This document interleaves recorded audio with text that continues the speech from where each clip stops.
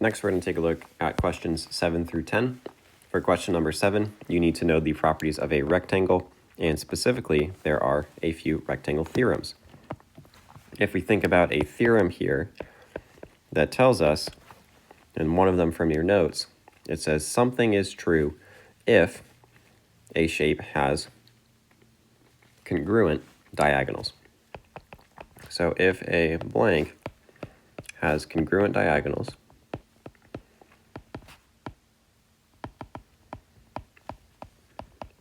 then something must be true. So I'll leave that one a little bit open. You might have to go back and take a look at your notes for rectangles. Don't want to give the full answer away here, but there is a theorem that tells us something about congruent diagonals. Next, for question number 8,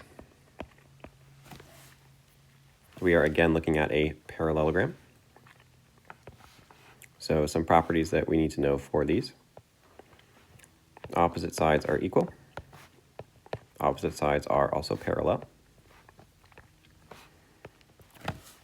And additionally, consecutive angles are supplementary.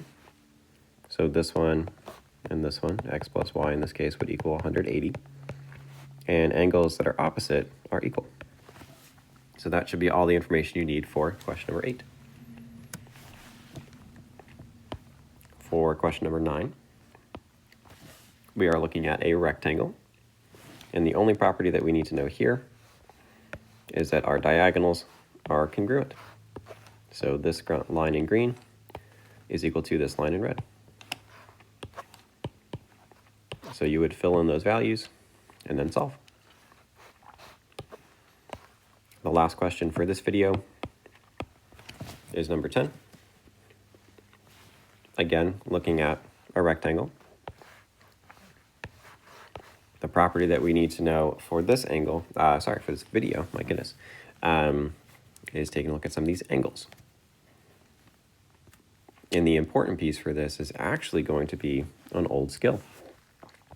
This line and this line are parallel.